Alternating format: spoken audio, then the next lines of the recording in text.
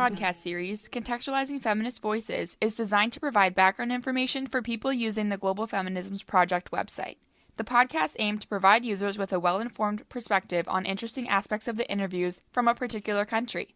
For each episode, one of the project staff interviews an expert on that country site. Welcome to this episode of Contextualizing Feminist Voices. My name is Macy Afsari. In this episode, I'm talking with my American University of Central Asia colleague, Professor Chris Fort, who will provide a perspective on the interviews from Russia. Because we have limited time, we will get right to the point. Chris, what are one or two themes that come up in the interviews that users should pay close attention to, because those themes are particularly important in Russia's women's movement, scholarship, or activism?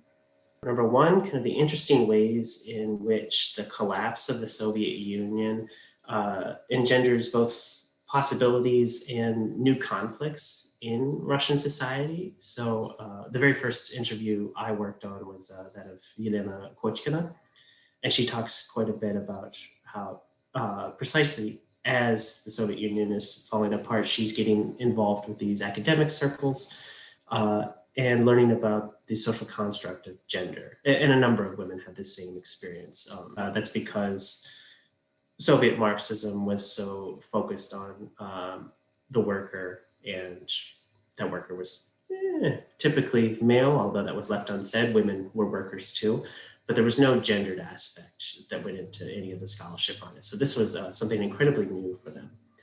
But at the same time, and Kochkina focuses quite a bit on this, as well as Lyubov Shtylyova, they both talk about neoliberalism in the 90s as eroding a lot of the women's rights and privileges that they had won under the Soviet Union. So one thing that Kochkina talks about in particular is that under the Soviet Union, all the benefits, childcare being a major one, were rolled into employers, and they were all state employers. But once everything was privatized, that's all gone.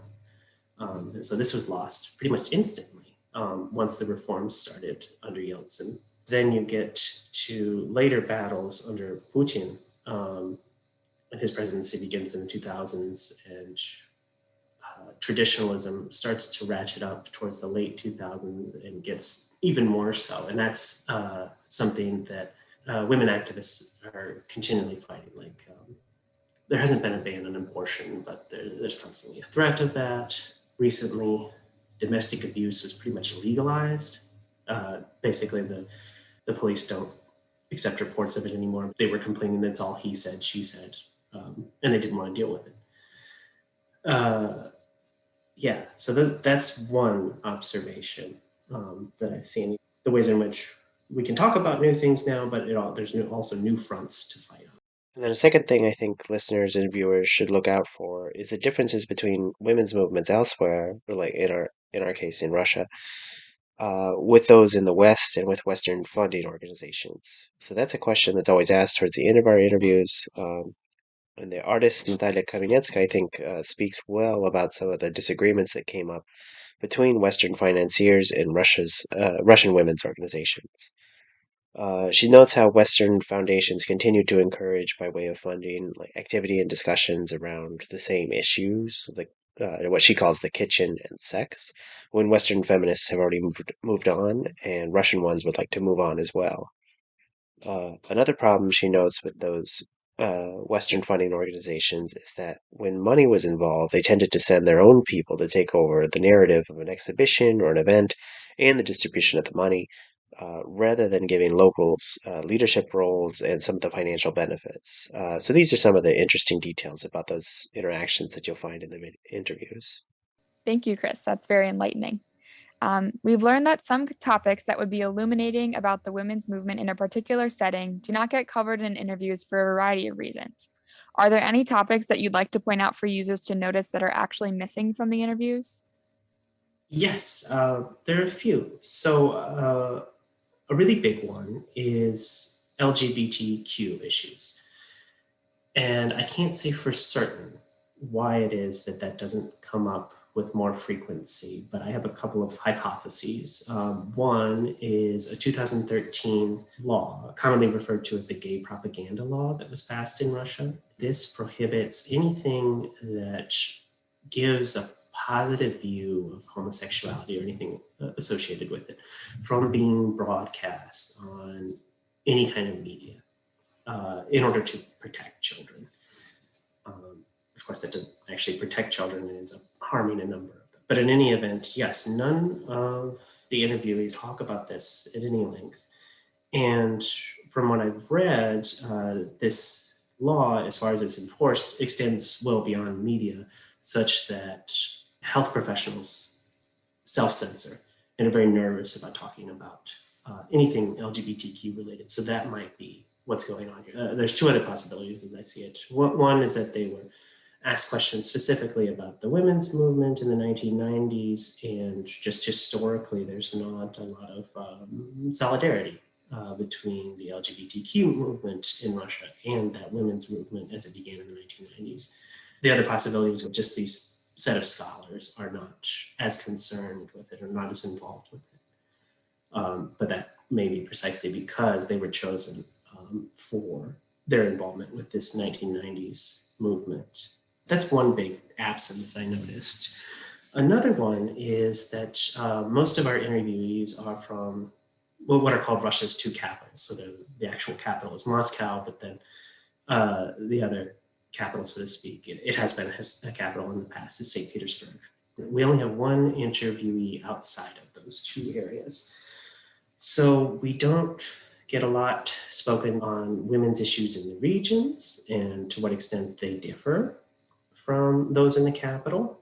I'm sure there are a number of common issues because, fighting neoliberalism and traditionalism is something that cuts across provincial life in the capitals.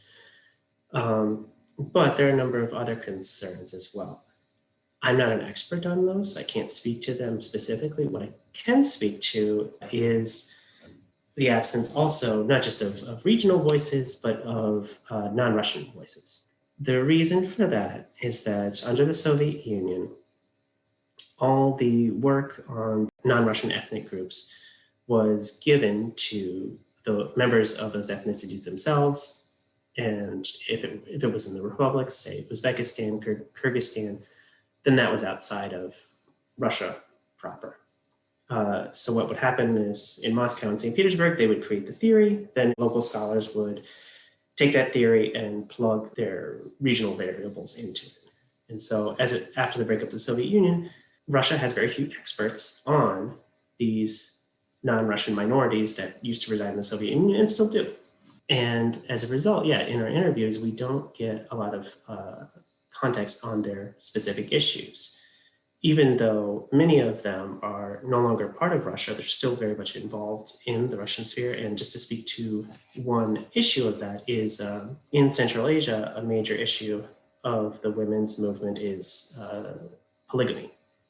And that's not really something that's talked about in Russia, but it is something that Central Asians' current experience with Russia facilitates. So there are a number of Central Asian migrants that go to Russia, be it Moscow or any of the regions, and they're often men, and they often get remarried there to a second wife.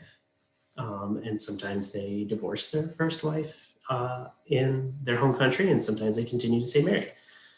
And this is a big problem for a number of reasons. Because of maybe our overfocus on the Russian ethnic group, we miss some of the issues associated with feminists and women's rights groups of non-Russian ethnicities. Thank you, Chris. We really appreciate your time. Thank you for listening to this episode of Contextualizing Feminist Voices, created by the Global Feminisms Project. The entire podcast team hopes it will help you understand and enjoy the materials on the website. If you like this episode, check out the other podcasts in this series, as well as materials about countries, teaching resources, and interviews.